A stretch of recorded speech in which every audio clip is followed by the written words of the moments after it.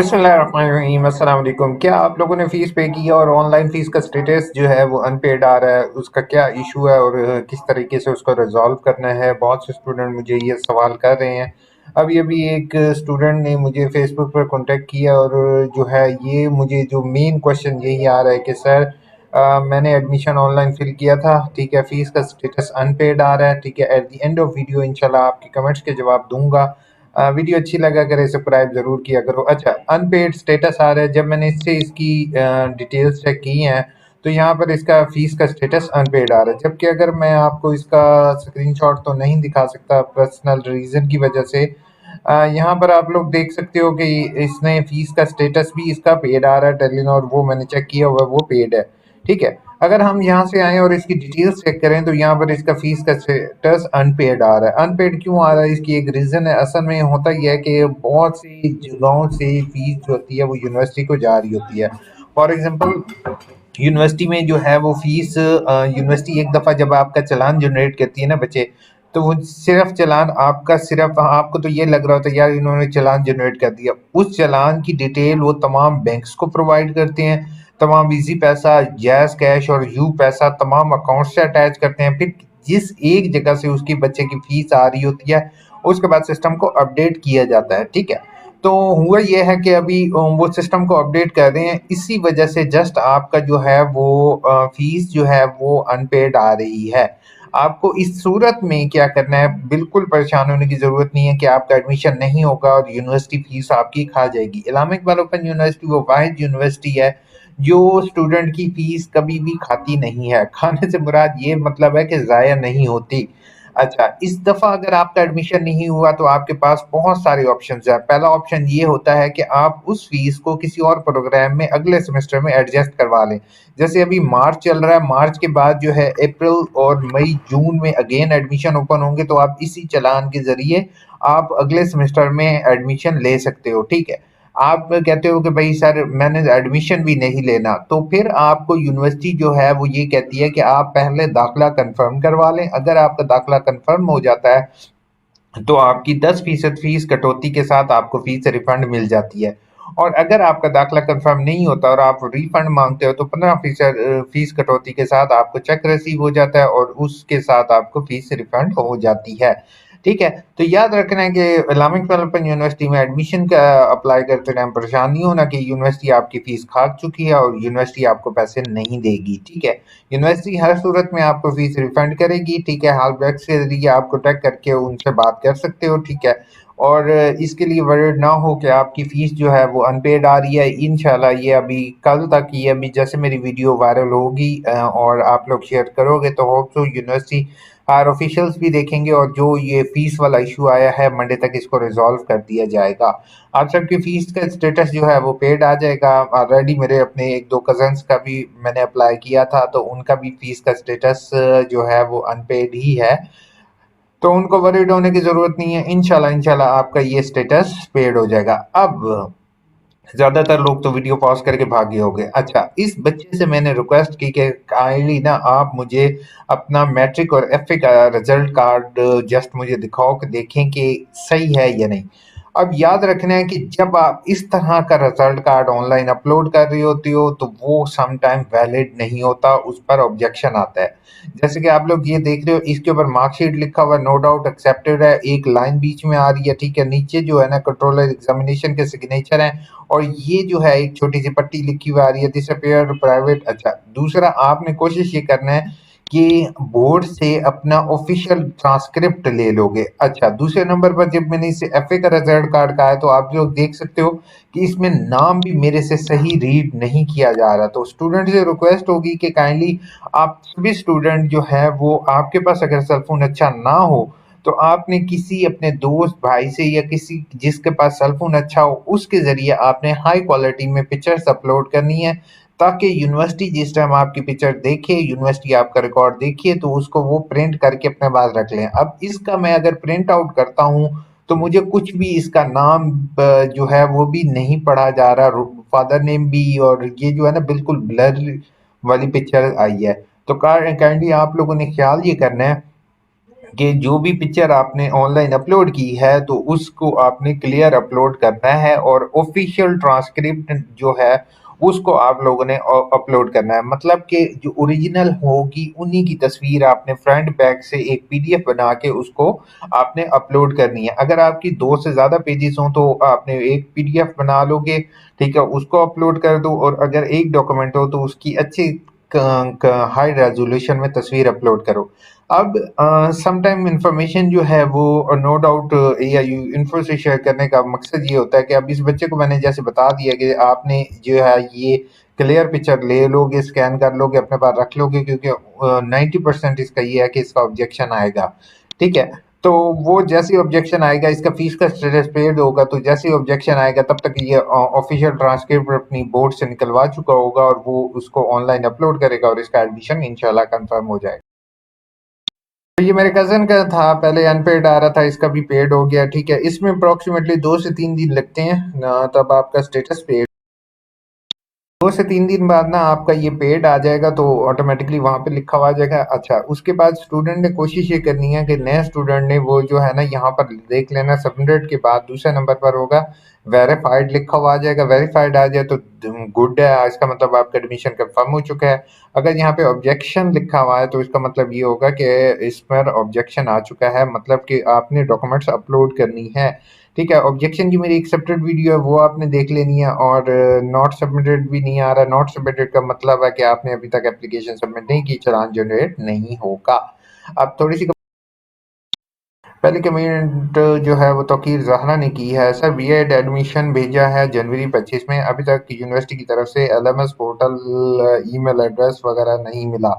अच्छा तौकीर ऐसे है कि याद रखिएगा आप कि एडमिशन जो है ना, अभी जो फ्रेश एडमिशन जो पहले आपके प्रीवियस सेमेस्टर वाले बच्चों के हैं, उन तमाम बच्चों को मैं यही कहता हूँ एकेडमिक कैलेंडर को फॉलो करो। जो आपको लॉगिन पासवर्ड रिसीव होना शुरू होंगे वो स्टडी पीरियड आपका 16 मई से है, यानी कि 16 मई के बाद बाद आपको 16 मई, जून, जुलाई, अगस्त के अंदर आपको ये चीज़ें मिलना वसूल होंगी, ठीक है। अभी आप रेस्ट करो, ठीक है। ये sir applied for degree on document after watching your video but ये you send me original transcript and I paid 3,000 urgent fee for degree, but they do not send me degree. How to resolve this issue? Because they sent transcript. I needed degree. I have applied for degree. For your kind information kids पता नहीं इसी तरह आपका channel है। पहले एक चीज़ मैं आपको बताऊं, आपने बिल्कुल सही फॉलो किया होगा तो आपको ट्रांसक्रिप्ट मिल चुकी है। ट्रांसक्रिप्ट मिलने का मतलब ये है कि आपकी डिग्री इन प्रोसेस हो चुकी है, ठीक है। अब आप कुछ अर्सा वेट कर लें, ठीक है, आपको डिग्री भी रिसीव हो जाएगी, उसके लिए सेपरेट आपको अप्लाई करने की ज़रूरत नहीं है।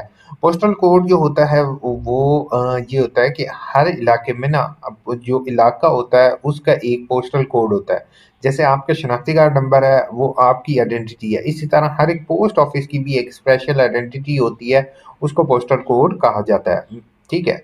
उसके बाद पोस्टल कोड अगर उसके ऊपर आप लिख देते हैं तो पोस्ट ऑफिस वालों को ऑटोमेटिकली पता चल जाता है कि ये किस इलाके में है। उसके लिए बेशक आप एड्रेस ना भी लिखो तो पोस्टल कोड लिख दो तो वो आपके इलाके तक पहुंच जाता है। I am facing fee unpaid issue, no student ID, what should I do? ठीक है, सेम क्वेश्चन जवेरिया का है। Sir, I am facing same issue. Fee unpaid. I have no student ID. What should I do? Student ID तभी आपको मिलेगी भाई जब ये आपका एडमिशन कंफर्म होगा, और फीस का स्टेटस में कुछ टाइम लग जाता है, so you should wait for कुछ दिन। असल में पता क्या चीज़ होती है कि हम लोग ना फौरन कहते हैं कि जल्दी जल्दी काम हो जाए, लेकिन अच्छी बात है यार। पहले मैं जो है ना, पहले स्टूडेंट सोया होता था, अब स्टूडेंट एक्टिव होता है।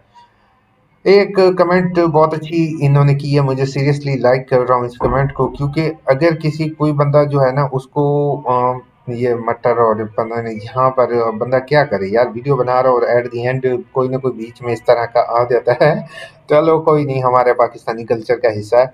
अच्छा भाई, वीडियो में कभी कोई बात स्टेप्स बाय स्टेप बताएं, अब समझ नहीं आ रहा कि कब क्या कर बताना है। अच्छा, इसमें ऐसी चीज़ है, स्टेप बाय स्टेप जो है ना वो मैंने ऊपर एक फॉलो किया था नई वीडियो में।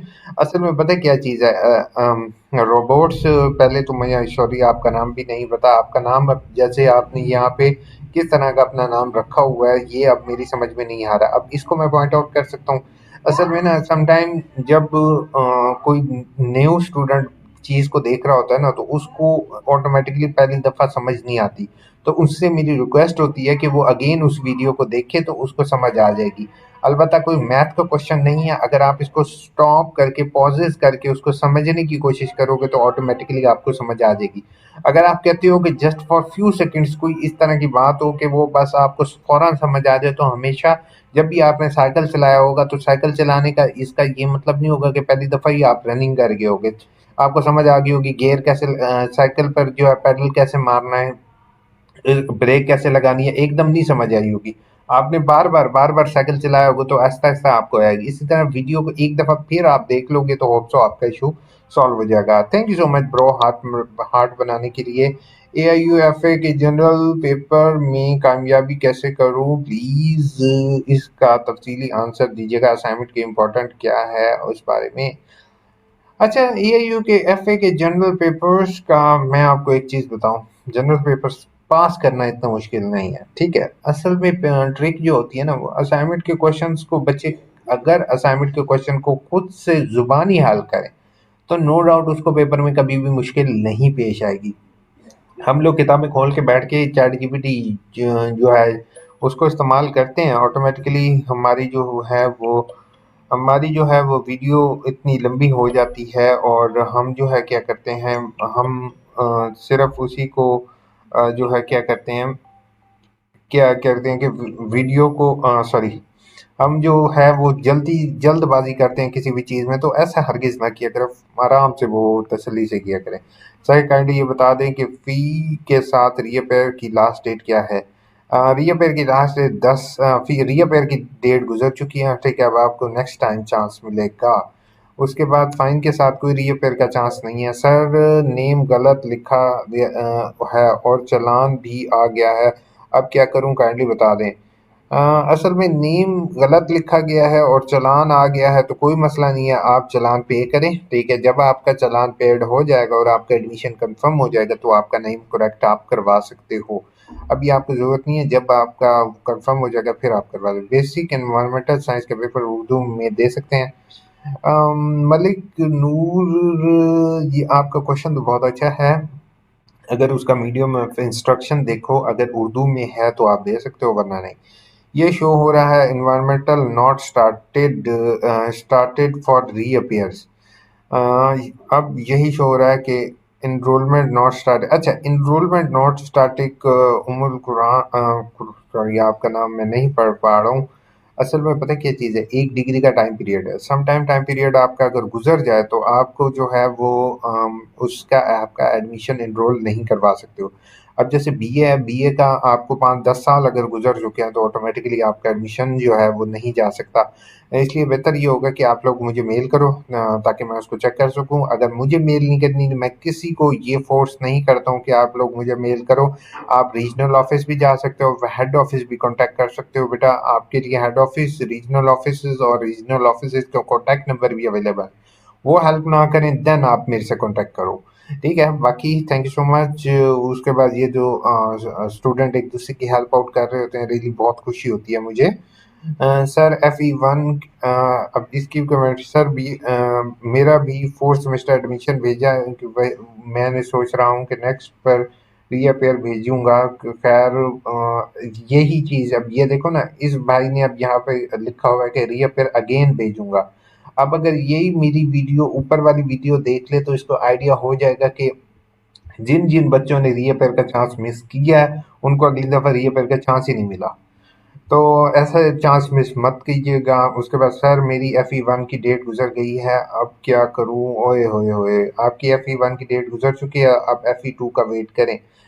Thanks sir for my question answer, welcome. उसके बाद महीन, उसके बाद सर जी मैंने एडमिशन भेजा है, अब क्या करूं? बुक्स और असाइनमेंट पेपर पर्थ कैसे करने हैं? अच्छा हसन, आपका बहुत अच्छा सवाल है। आप सबको एक चीज़ मैं बताता जाऊँ, पहली वीडियो के अंदर ऑल वीडियोस का कमेंट मैं पेस्ट कर देता हूँ लिंक, ठीक है? आप लोगों ने लिंक पर क्लिक करना है और नए तालिब इल्म, ये देखो अभी मुझे पता नहीं था, ये 16 घंटे पहले मैंने वीडियो अपलोड किया नए तालिब इल्म के लिए कंप्लीट गाइड।